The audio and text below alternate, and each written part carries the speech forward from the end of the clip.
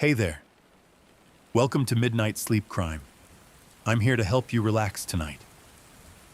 I know many of you use this video to fall asleep, so before you get too cozy, don't forget to like the video and subscribe to the channel. Also, let me know where you're watching from and what time it is there. I'd love to hear from you. Story 1.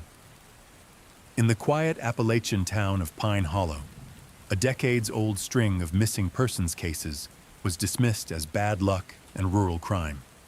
Until one stormy night, a construction crew renovating an abandoned church uncovered a secret room behind a false wall. Inside were 5 sets of bones, and a journal written in the hand of a man who had supposedly died in 1986. The Appalachian Mountains cradled the small town of Pine Hollow like an aging mother holding her last child. With a population that never broke 1,000 and a skyline punctuated only by trees and the distant spires of the abandoned Pine Hollow Baptist Church, the town had grown quiet in its later years. It was the sort of place where people left their doors unlocked, not out of trust, but resignation, because no one came here anymore. Pine Hollow had once thrived in the 1950s, when a modest coal boom put money in pockets and whiskey on tables. The church stood at the center of it all. Weddings, funerals, baptisms, generations passed through its wooden doors, generations that were now mostly buried in the cemetery out back. The coal dried up, jobs vanished, and so did people. Some by choice, some by force of economic hardship, and others in ways no one liked to talk about. By 2023, Pine Hollow was a skeleton of its former self. The church had been closed for over 30 years, its paint peeling like sunburned skin, its windows boarded up or shattered. But someone had finally bought the property, a real estate group from Nashville looking to revitalize rural spaces for boutique tourism. They had plans: restore the church into a wedding venue, turn the basement into a rustic bar, maybe even add a few cabins. What they didn't expect was what lay behind the walls. On October 7th, 2023, a local crew was assigned to tear out the old church's rotted insulation and make way for new paneling. It was raining hard, sheets of cold Appalachian rain that made the power flicker every 15 minutes. At around 2:17 p.m., one of the workers, Danny Lytle, a lifelong resident with more missing teeth than remaining ones, took a sledgehammer to a section of drywall behind the old altar. The hammer hit something solid, not brick, not wood. Something hollow, but firm, an echo that rang strange and unnatural. Danny tilted his head and gave it another swing. The wall cracked, then crumbled inward. Dust plumed out like breath from the past. Behind it, a hidden space, no more than 5 feet deep and 12 feet long, sealed off with a false interior. There were no windows, no doors, just silence, and then a smell, musty, rotted, metallic. Danny backed away, eyes wide. He wasn't a man prone to fear, but something about the air in that cavity made his stomach roll. He called for his foreman, who called the sheriff, who in turn called the county coroner. By nightfall, the secret room was lit up by floodlights and crawling with local law enforcement. Inside were 5 partial skeletons, some stacked on top of each other like discarded mannequins. All adult. No clothes, no jewelry, no indication of identity, except for one thing: a leather-bound journal, brittle with age, buried beneath the last body. On the cover was a single name written in faded ink: James Mercer. James Mercer had died in 1986, or so everyone thought. Back in 1986, Pine Hollow had seen its first real scandal in a generation. James Mercer was a reclusive man in his late 50s, a war veteran turned groundskeeper for the church. Known for his silence and meticulous upkeep of the church's lawns and cemetery, he lived alone in a cabin just a mile into the woods. He rarely spoke, never married, and was mostly invisible, except on Sundays, when he'd sit in the last pew, head down, as if praying for something too terrible to name. One day in July 1986, Mercer's cabin caught fire. By the time anyone noticed the smoke rising through the pines, it was too late. The fire had eaten the place whole. When they sifted through the ashes, they found what was believed to be human remains, charred and unrecognizable. The coroner declared them consistent with Mercer's age and size, and since no one had seen him after the blaze, the town simply closed the chapter. But the deaths didn't stop. Between 1987 and 1994, Pine Hollow experienced a quiet epidemic of disappearances. 7 in total, all adults, all presumed runaways or drifters. The sheriff at the time, a rotund, chain-smoking man named George Holloway, chalked it up to poverty and wanderlust. People leave, he would say. Sometimes they don't leave a note. But some did, and some left behind families, mothers, sons, friends, who insisted that something was wrong. Something wasn't being seen. Something wasn't being said. Now, nearly 40 years later, that something had come to light. The journal was the first real clue.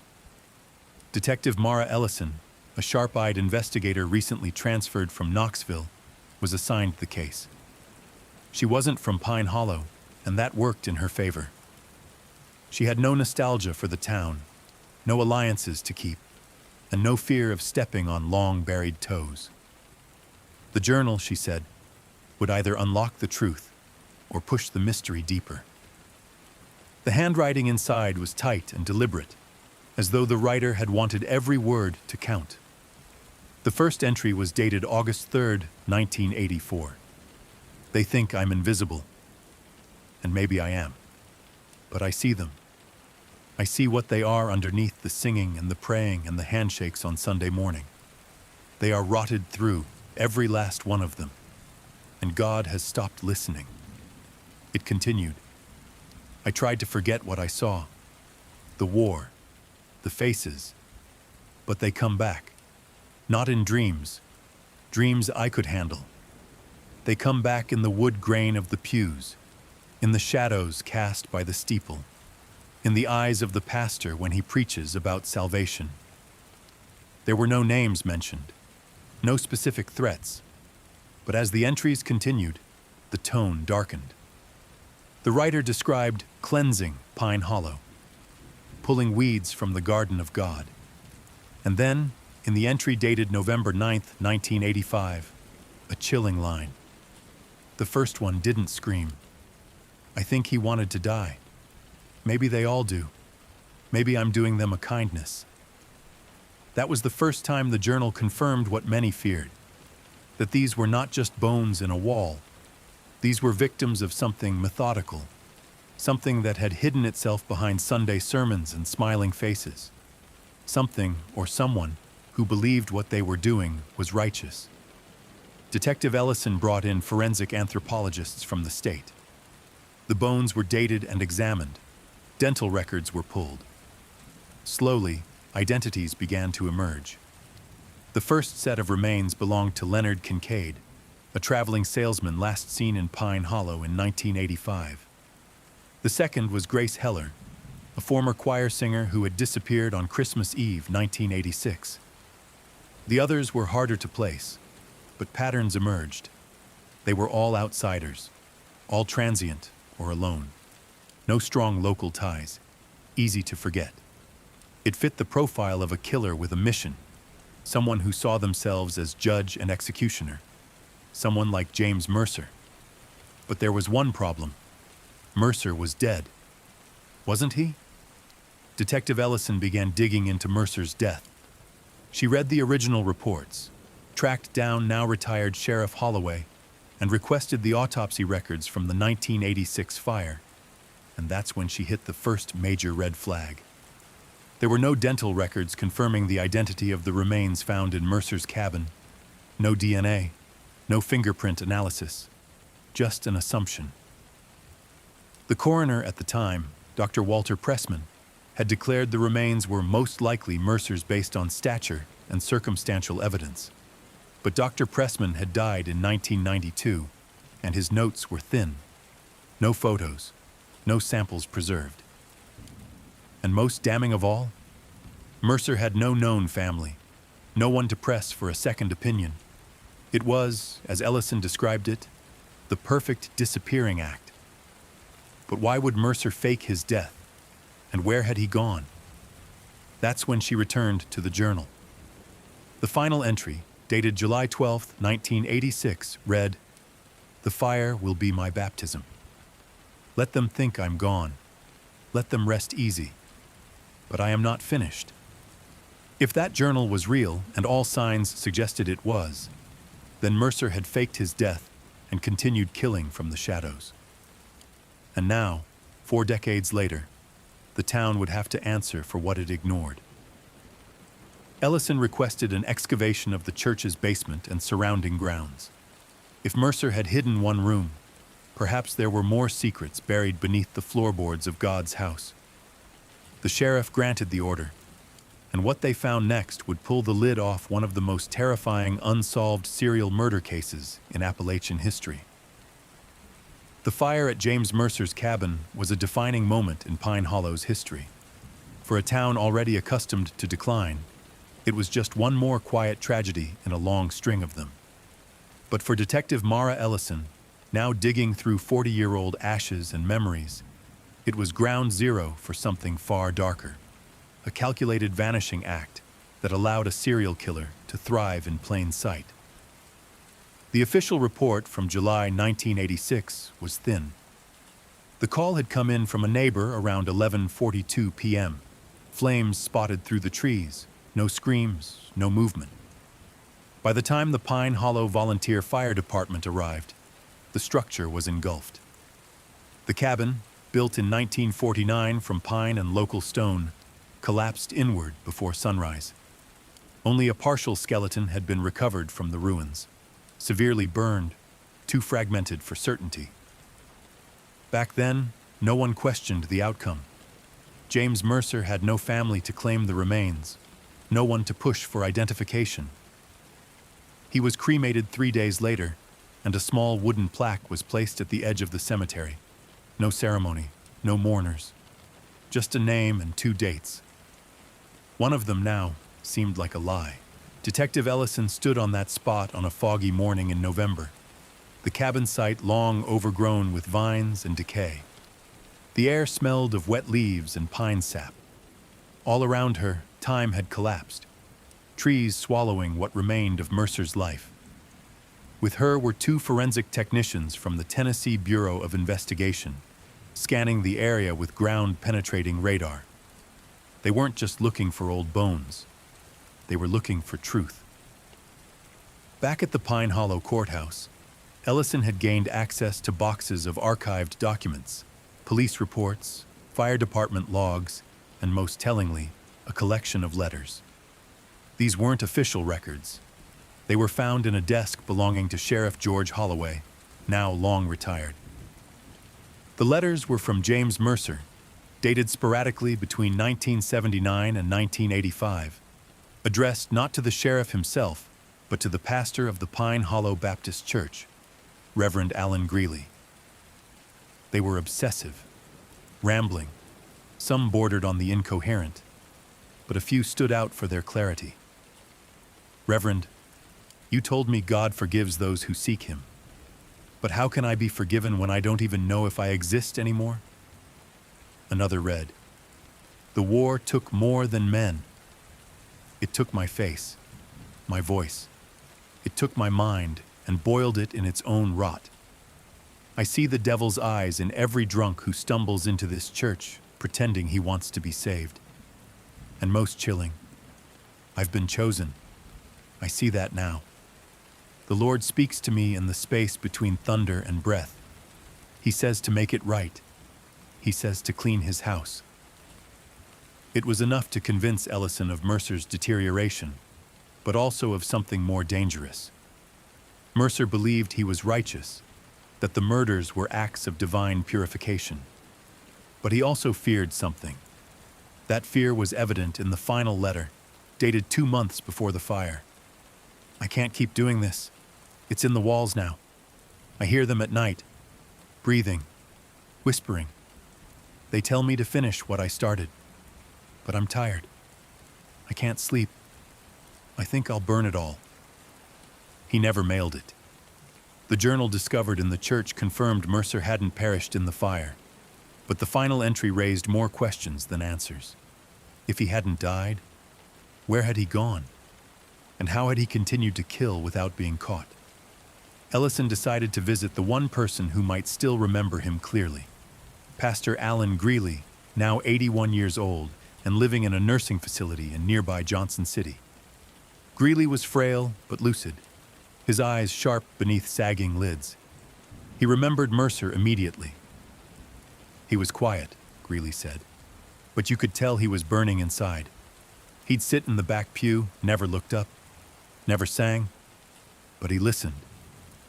I think he thought church could save him. Ellison asked if Mercer had ever confessed anything unusual. The pastor shook his head. But he did say something once.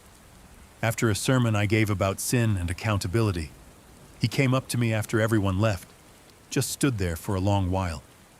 Then he said, "You think confession makes you clean, but what if you're born dirty?" Greeley paused. I never saw him again after that.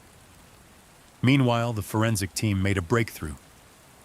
At the cabin site, radar had picked up something shallow beneath a rotted section of flooring that had not completely collapsed in the fire. Excavation revealed a small metal lockbox buried under inches of ash and debris. Inside were photographs, dozens of them. Most were faded, curled at the edges, but clearly snapshots taken over the span of decades. They showed people, alone, unaware, often candid. Some were asleep. Some appeared to be tied to chairs. Some were visibly dead. Ellison laid the photographs out in rows at the sheriff's department. It was a gallery of the forgotten, faces of Pine Hollow's past. Among them, Leonard Kincaid, Grace Heller, and at least 3 other missing persons reported between 1985 and 1992. It was irrefutable evidence.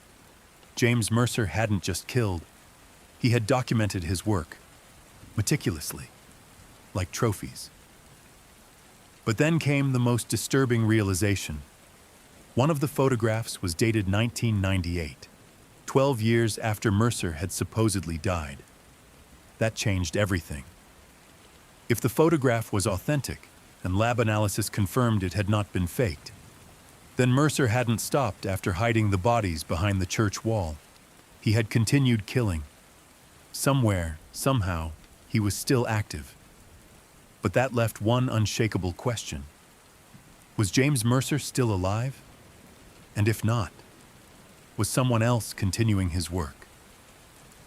The possibility of a second killer or a successor led Ellison to review every missing person case within a 50-mile radius of Pine Hollow from 1995 to 2020.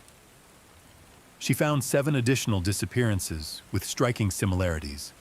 All adults, mostly transients, minimal social ties, last seen near isolated churches, cabins, or roadside motels.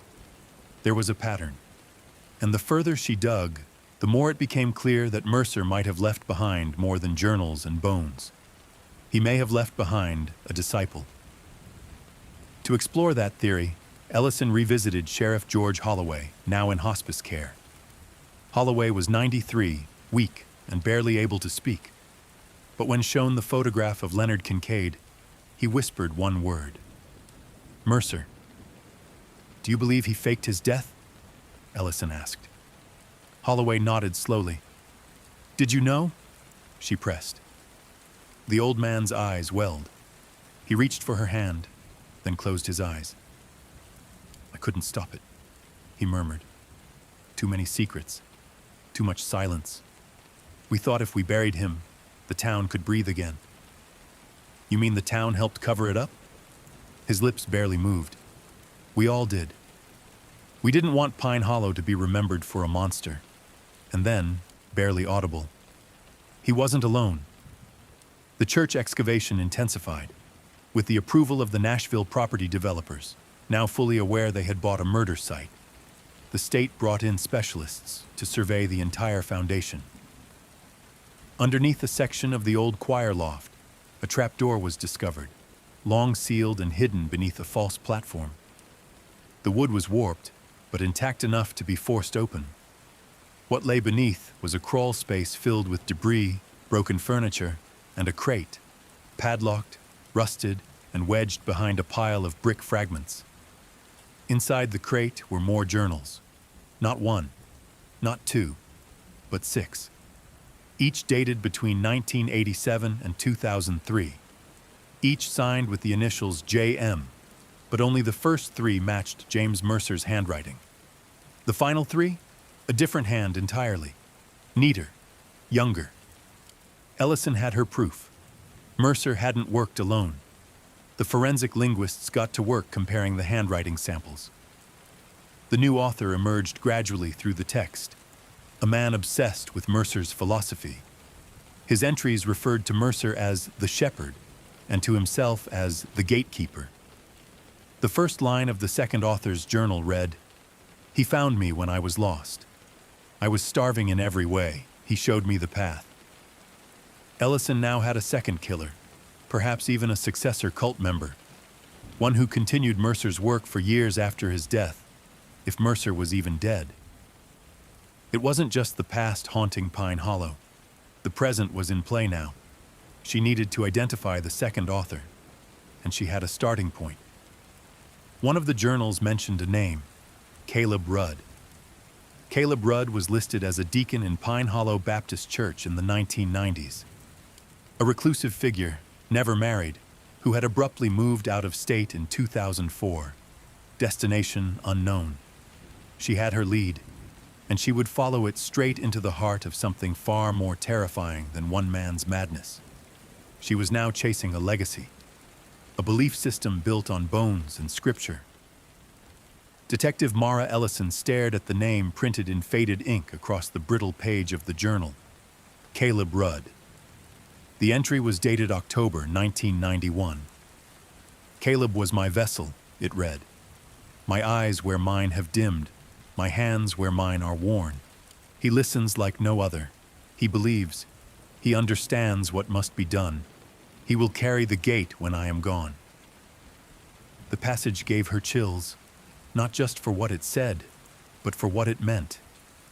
James Mercer, long believed to be dead, had an apprentice, and that apprentice had continued the murders after Mercer's disappearance. There was no question now. Pine Hollow's past was not past at all.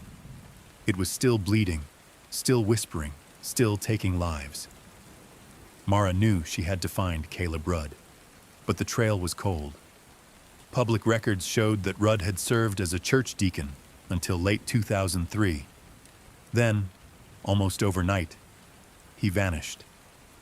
No job transfers, no forwarding address, no official death certificate. His last known sighting came from an obituary in a small-town newsletter for his mother, Judith Rudd. Caleb was listed among surviving family living somewhere in the South. Not exactly a helpful lead, but Ellison was undeterred. She reached out to her contact at the Tennessee Bureau of Investigation, Special Agent Lisa Conway, a digital forensics expert with a gift for uncovering what others couldn't. 3 days later, Conway called her. "I think I found your ghost." Caleb Rudd had resurfaced, briefly, in 2006 under a new name, Elias Kincaid. The alias was used to register a vehicle in Polk County, Georgia, just across the border from Tennessee. No tax records, no employment history, no social media.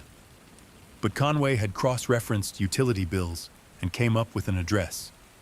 A remote farmhouse outside Cedartown, Georgia, nestled deep in the woods near a defunct coal plant. Ellison drove down that same day. The sun was setting when she pulled onto the overgrown gravel path leading to the farmhouse. The house was decaying in slow motion. Paint peeled from its siding like sunburnt skin. One window was boarded shut. Another was broken. The mailbox still read Kincaid, She parked and approached cautiously. The front door was slightly ajar. Inside, the air was stale and thick with mold. Dust hung like mist in the dying light. Furniture sat covered in sheets. Newspapers were piled in corners. Religious symbols, crosses, paintings of angels, and faded scripture quotes lined the walls. It was a shrine to something holy, or something it thought was holy. She moved room by room, flashlight scanning. In the back bedroom, behind a false panel in the closet, she found a narrow stairwell leading into the basement. The moment she stepped inside, the temperature dropped. The basement was unfinished, the walls dirt and stone. At the center stood a single chair facing a small wooden altar. On the altar were 3 items: a Bible, a Polaroid camera, and a sealed mason jar filled with what looked like teeth. Ellison's breath caught. She turned to the wall. Etched crudely into the stone in charcoal were these words: "The shepherd brought me out of darkness. I lead the flock to his grace. I am the gatekeeper." The basement wasn't just a hiding place.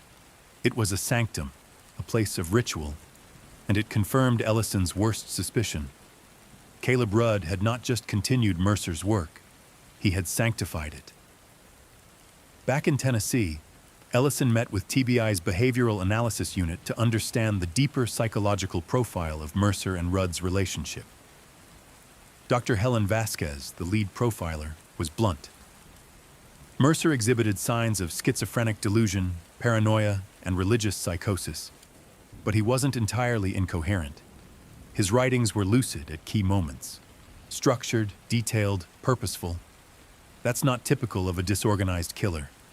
He planned everything. And Rudd? Ellison asked. Classic follower personality, likely traumatized, emotionally stunted, easily manipulated. Mercer gave him purpose. When Mercer disappeared or died, Rudd didn't stop because the belief system didn't die. He internalized it. He became a zealot. Ellison pointed to one entry in the journal where Rudd wrote, "There is no mercy without pain. The flesh must pay the toll. Only then is the soul set free." Vasquez nodded grimly. That's a doctrine now. You're not dealing with a lone killer. You're dealing with a belief, and beliefs don't die easy. Using financial tracking methods, Ellison and Conway discovered that Rudd had continued to live off the grid under various aliases. One of the most recent, a P.O. box in Rainsville, Alabama, under the name Thomas Grange, was still active. Surveillance revealed that it was checked monthly by a man in his early 60s. They had him. Ellison coordinated with local police to set a trap. They waited for his next visit, then made the arrest quietly. The man offered no resistance. He simply said, "I was told you would come." Fingerprints confirmed his identity: Caleb Rudd. Under interrogation, Rudd was calm, detached, as if speaking about someone else's life. Ellison sat across from him, journal pages spread out on the table. "You wrote this," she said. "You continued the killings. You made it a ritual. Why?" Rudd smiled. "Because the world is sick, and the shepherd showed me how to cure it." "Where is he?" she demanded. "He's everywhere. He's in the wood and the stone, in the breath of the wind. You think he died, but he was reborn. Is Mercer alive? You don't understand. James Mercer died in the fire, but the shepherd didn't. The shepherd moved on, into me, into others." "Others?" Ellison leaned forward. "How many?" Rudd didn't answer. Instead, he began to recite scripture. "And I heard the voice of the Lord saying, 'Whom shall I send, and who will go for us?' Then said I, 'Here am I. Send me.'" Rudd looked up at her, eyes glassy with reverence. "I said yes. The TBI brought in psychologists, clergy, even cult deprogrammers. But Rudd remained devoted. He never confessed to specific crimes. He only spoke in parables and prophecy. It became clear that prosecution would be difficult without more evidence. And then the break came, from a place no one expected. Inside the farmhouse's attic, tucked behind insulation, investigators found a canvas bag containing several rolls of undeveloped film. When processed, the photos depicted Rudd with at least 4 victims, all different from those previously identified. One of them was wearing a bracelet engraved with the name Hannah Greeley. Ellison froze. Hannah Greeley had gone missing in 1998. She was the granddaughter of Reverend Allen Greeley, the same man who once tried to save Mercer. This wasn't just coincidence. This was intentional. Rudd had targeted people tied to the church, people who either symbolized purity or who had failed, in his view, to uphold the values Mercer had twisted into dogma. When confronted with the photos, Rudd simply said, "The flock must be culled." Ellison pressed harder. "How did you choose them?" "They were chosen by him. I just delivered them. You kept journals. You kept records. There has to be more. Where are they?" Rudd leaned in, his voice dropping to a whisper. "There's a house, not far from where the church burned. The shepherds showed me where to build it." The address he gave led to an abandoned property deep in the Appalachian foothills near Tellico Plains. Officially, it was owned by a shell company registered in Nevada. The structure was barely visible from the main road, a moss-covered cabin, barely more than a shack, surrounded by dead trees and silence. Inside, it was a crypt. On the walls, more scripture. On the floor, bones. And in the center, a trapdoor. Beneath it, investigators found a root cellar that had been converted into a tomb. There were 11 bodies, each carefully placed in crude coffins lined with red cloth. Some had been there for years, some only months. Each had a tag tied to their ankle with a name, a date, and a verse from the Book of Revelation. This wasn't random. This was systematic. Ellison stood over the bodies, her stomach tight with fury and grief. She counted them again. 11, all identified from prior missing persons reports, except one. The last body was untagged. A man in his mid-60s, skull fractured, body disfigured. DNA testing would later confirm the impossible. James Mercer, the real James Mercer. He had not faked his death. He had been murdered. And all this time, the true shepherd, the one orchestrating the murders, had not been Mercer at all. It had been Caleb Rudd. The disciple had become the master. Ellison confronted him one last time. "You killed him," she said. "You killed Mercer and built your church on his grave." Rudd's expression didn't change. If anything, he looked proud. He was weak. He wanted to stop. He wanted to burn it all. But I saw the truth. I saw the glory in the cleansing. So I took his place. "You're not a prophet," she said. "You're a serial killer hiding behind scripture." Rudd leaned back. "And yet, here we are. You came to me. You followed the echo. Maybe you're part of the flock too."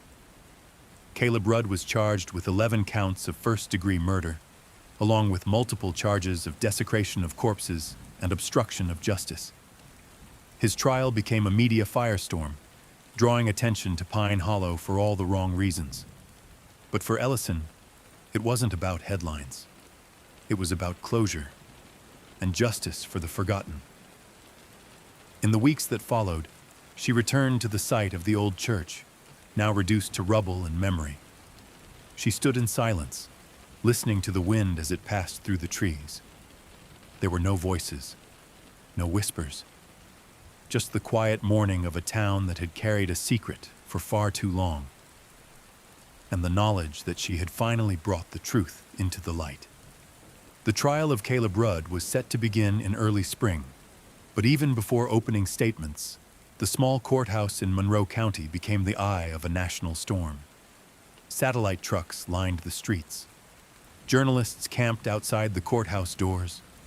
Protesters held signs bearing slogans like "Faith, not fear," and "End the cult of blood." Others shouted demands for justice, waving photos of lost loved ones believed to be victims. For Detective Mara Ellison, it was a strange thing to watch, how the entire world now wanted a piece of something that had, for decades, lived hidden in the shadows of Pine Hollow. But attention didn't mean closure, and it certainly didn't mean the horror was over. In the week before the trial, Ellison received an envelope. It was slid under her office door late one night. No return address, just her name handwritten in shaky letters. Inside were 4 Polaroid photos. Each showed a different location. Each contained a person standing, expressionless, facing the camera. And each photo had a note written in ink on the back.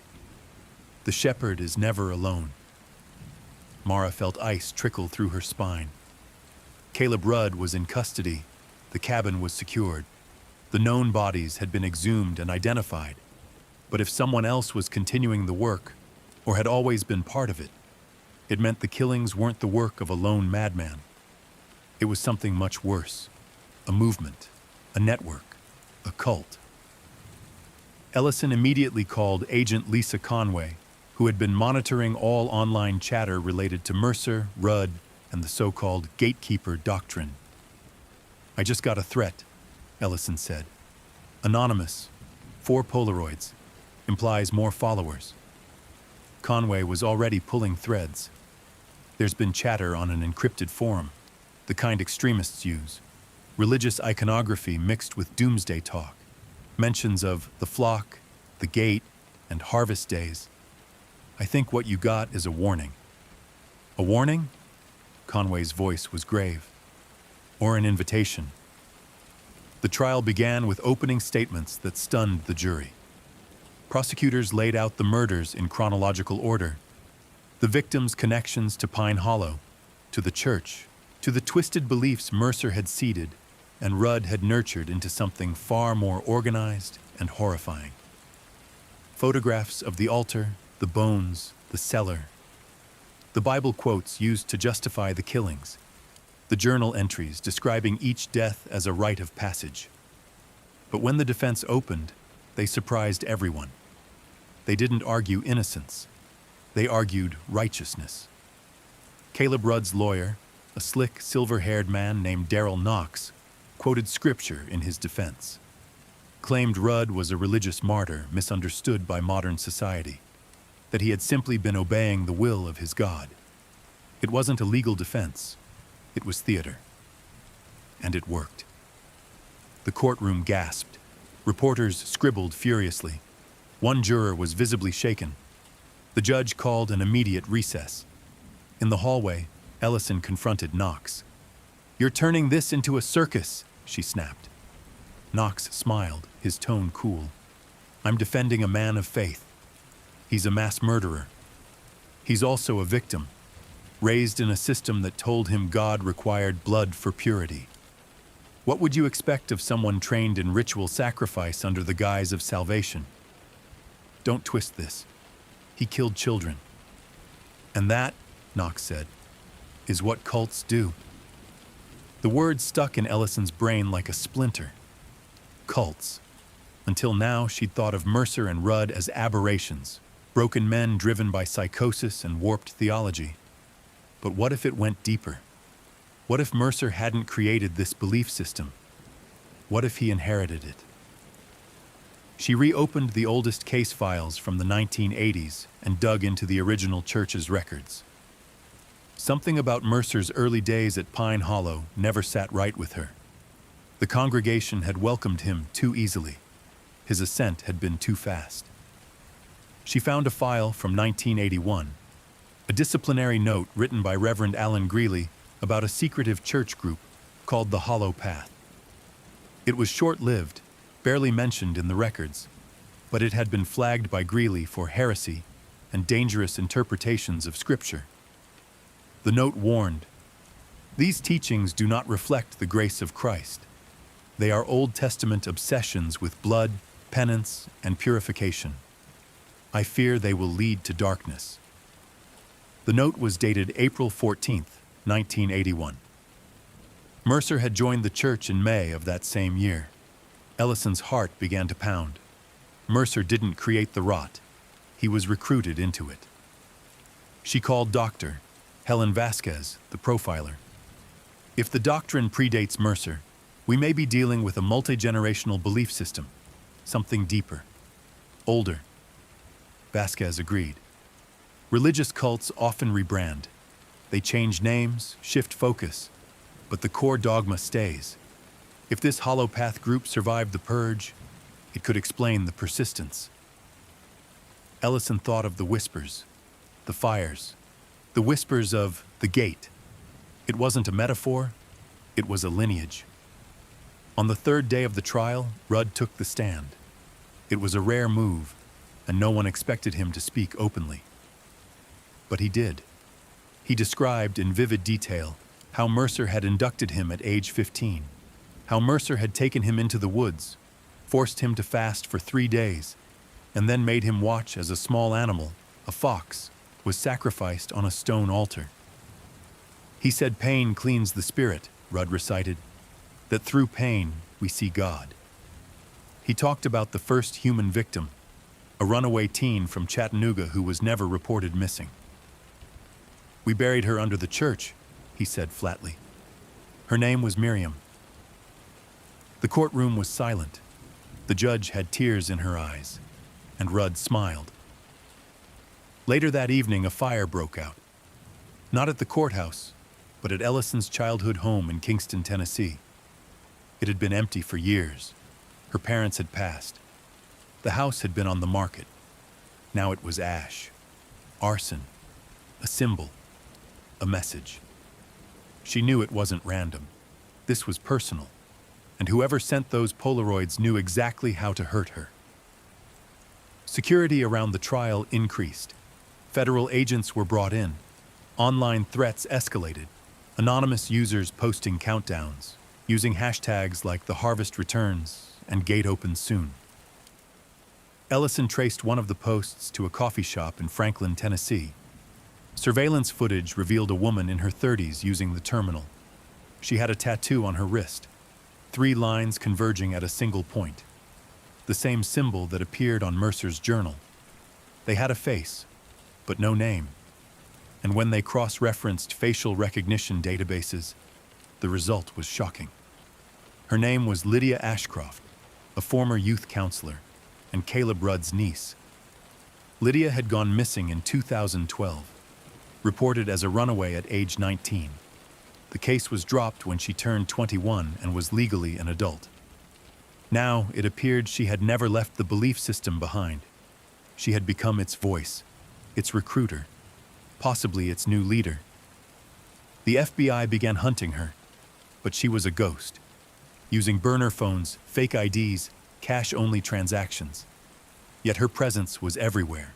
In Arkansas, a man claiming visions of the gate attacked a preacher with a crowbar. In Virginia, a woman abandoned her 3 children, leaving behind a note quoting Caleb Rudd. The flock must be culled. In Kentucky, a home was raided and found to contain a map with blood-marked pins on 6 churches, 3 already closed, 1 burned, 2 still active. The doctrine had spread. It was metastasizing. Ellison returned to Pine Hollow and walked the burned-out church property again. In the soft mud, she noticed something, a stone protruding at an odd angle.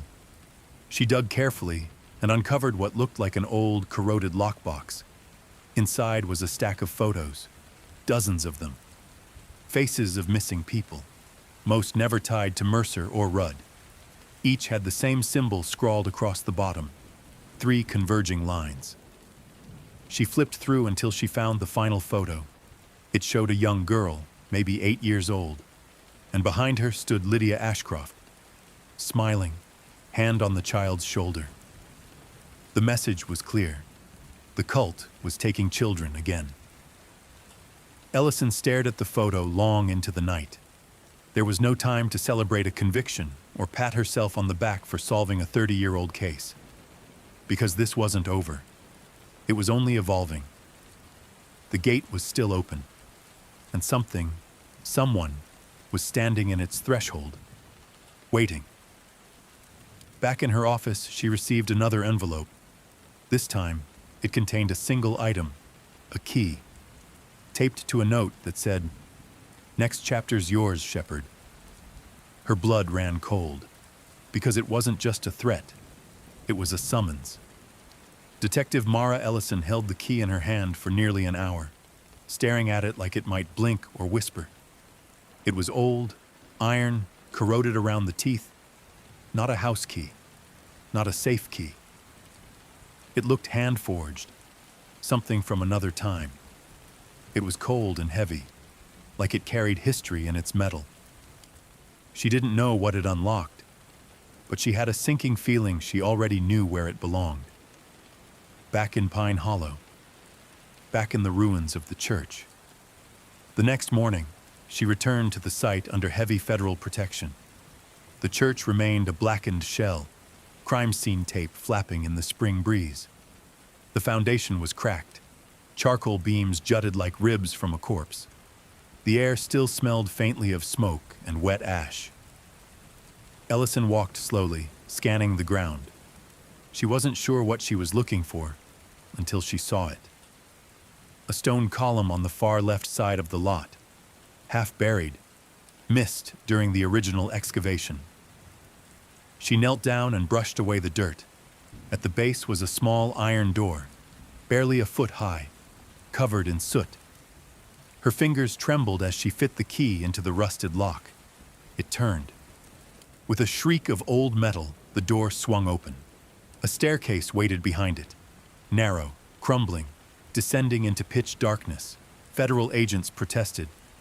"Ma'am, we need clearance before—" But she was already inside.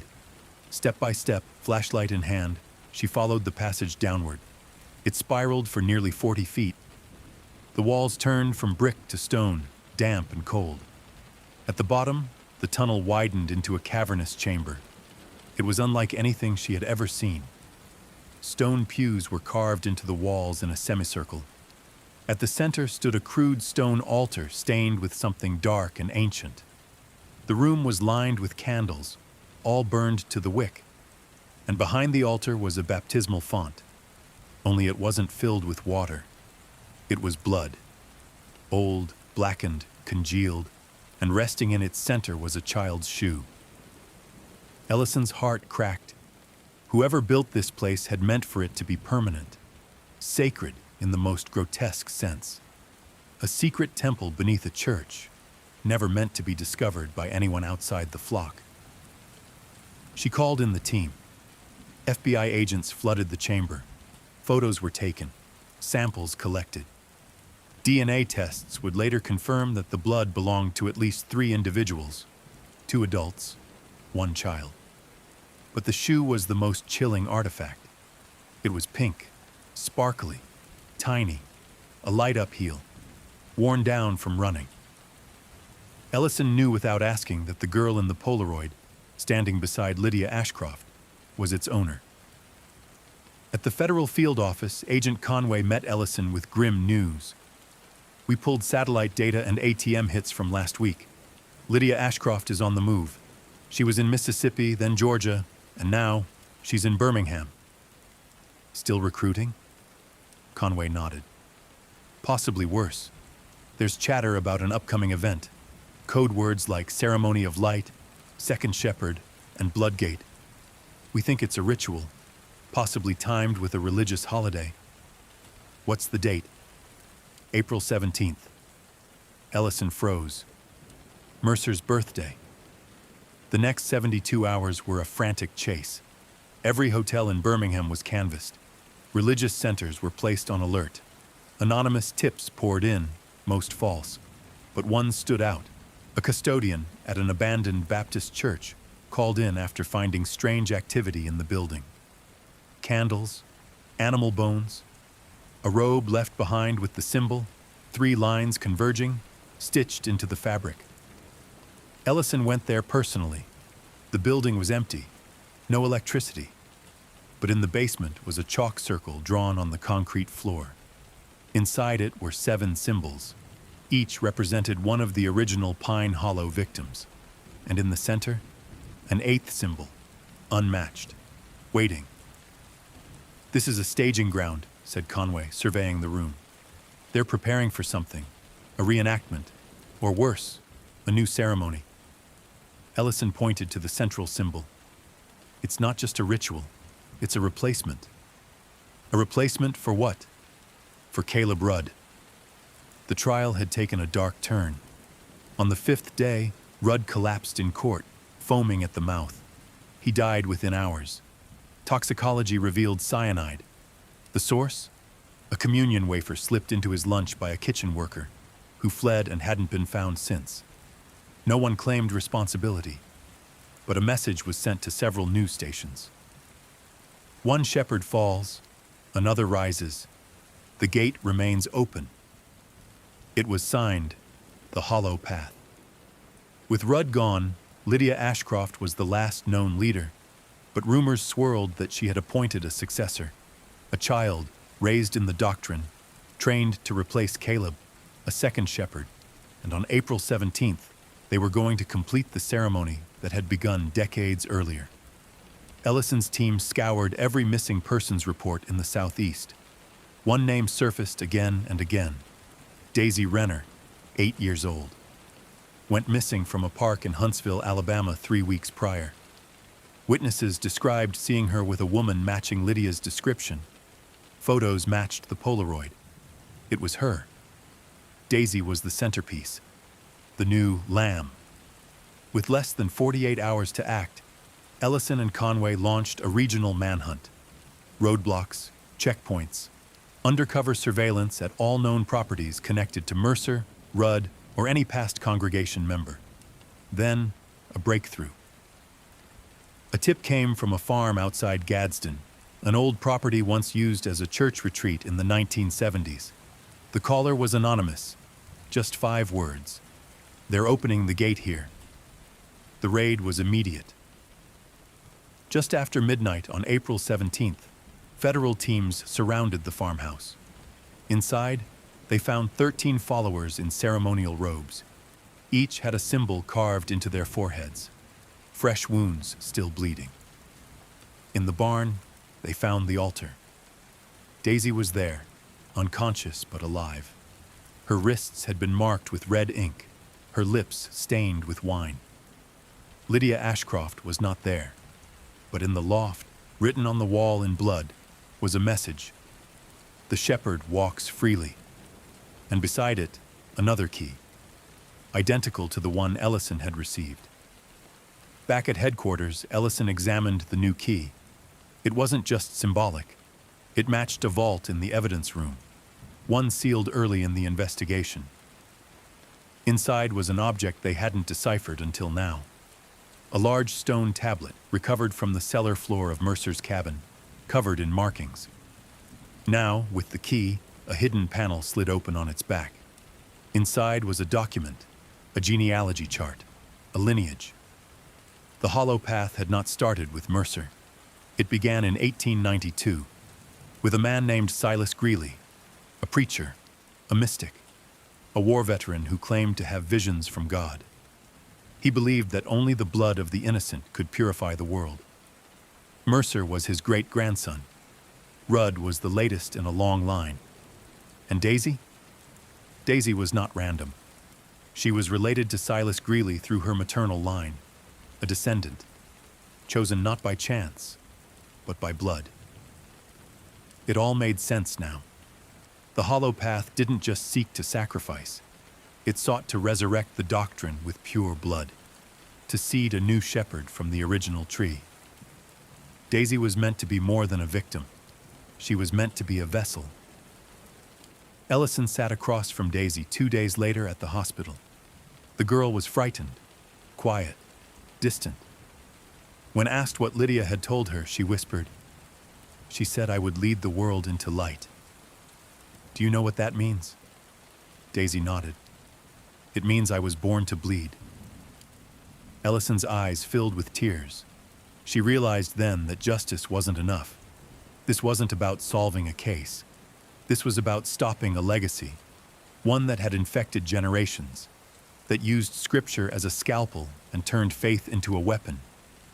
The hollow path wasn't just a cult, it was an idea, and ideas were harder to kill. 2 days later, the final blow came. A video was released anonymously. Lydia Ashcroft stood in a dark room, face obscured, voice calm. Behind her were 7 children, each with a candle, each with the symbol painted on their shirts. The gate remains open. You may scatter our bones, imprison our voices, but the path does not end. We are the remnant. We are the righteous, and we are everywhere. Then the screen went black. The video had been less than 60 seconds long, but the ripple it created lasted for weeks. Every major news outlet picked it up within the hour. It aired on national television, flooded social media feeds, and landed on the FBI's most watched list. The chilling image of 7 children standing in flickering candlelight behind Lydia Ashcroft became a symbol, part warning, part threat. There was no timestamp, no location, no visible clues in the background. Just Lydia, calm and unwavering, speaking as if she were already forgiven for what came next. We are the remnant, and we are everywhere. At FBI headquarters, Ellison and Conway reviewed the footage in slow motion, frame by frame. The children were between the ages of 5 and 10. 3 boys, 4 girls. All of them wore matching white garments with the hollow path symbol drawn in red, 3 lines intersecting like a twisted trinity. One girl, third from the left, appeared to flinch when Lydia raised her hand. Another kept shifting her eyes toward something off camera, perhaps a second adult. They were clearly rehearsed, but not willing. Could be hostages, Conway murmured. Ellison leaned closer. Or indoctrinated. Both can be true. They traced the video's origin to a proxy server in Eastern Europe, rerouted through 3 countries and an encrypted VPN. But the file name gave them one critical clue: Remnant 1722. Agent Conway didn't catch the significance, but Ellison did. 1722, she muttered. That's not a random number. She stood up, opened her case folder, and flipped to the genealogy chart found hidden in the tablet. Silas Greeley, she said, tapping the first name on the tree. Born in 1722, the original prophet. Conway leaned over her shoulder. You think this video is a direct tribute to him? I think it's more than that. I think it's a declaration. Ellison returned to Pine Hollow later that week. The town was still mostly shuttered, the remaining population dwindling to barely 60 people, most of them elderly or determined to outlive the past. The local school had closed. The grocery store operated 3 days a week. The post office had shut down entirely. But the records office, located in the basement of the old city hall, remained intact. Inside, she dug through pages of colonial archives, dusty ledgers, and handwritten sermons dating back to the 1700s. It was there that she found the original writings of Silas Greeley, a leather-bound book simply titled The Shepherd's Light. The text was disturbing. Silas had founded the first congregation of what he called the Hollow Covenant in 1751. He preached of blood reckoning, a belief that sin could only be cleansed through the blood of those born pure, the innocent lambs.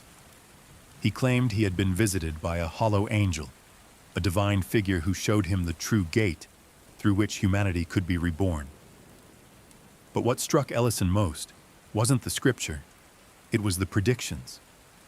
Silas wrote of 7 eras, 7 bloodlines, 7 children of promise, and an 8th, born in the echo of fire, who would bring the covenant full circle. Daisy Renner had been found in the barn, unconscious but unharmed. But what investigators didn't release publicly was what they found beneath the floorboards. A nursery, built with meticulous care. Painted murals of lambs and burning churches covered the walls. Tiny beds with nameplates, each labeled with a biblical name. Isaiah, Ruth, Ezekiel, Miriam, Jonah, Abigail, and one with no name, just a symbol. 3 intersecting lines. They were raising children to continue the work, not just brainwashing them, but preparing them to lead. And Lydia wasn't alone. A week after the video release, a coordinated attack hit 4 small towns across the U.S. In Ohio, a church caught fire during a midnight service. 5 dead, including a child. In New Mexico, a preacher was found crucified behind his chapel, symbols carved into his chest. In South Carolina, a foster home burned down. Investigators found ritual markings on the remaining walls. And in Idaho, a teacher who had spoken against cult behavior in a local newsletter was found beheaded in his home. Each crime scene bore the hollow path's mark. They weren't hiding anymore. They were activating. At a press briefing, Ellison stood before the press corps and spoke plainly. This is no longer just about Pine Hollow. This is no longer a cold case. This is a domestic threat with an organized hierarchy, financial backing, and a doctrine that spans generations. The Hollow Path is not disbanded. It is not defunct. It is alive. It is growing. And it is targeting our most vulnerable. When asked how many active members there might be, she shook her head. We don't know. But we do know this. This cult doesn't recruit. It breeds. Back at the field office,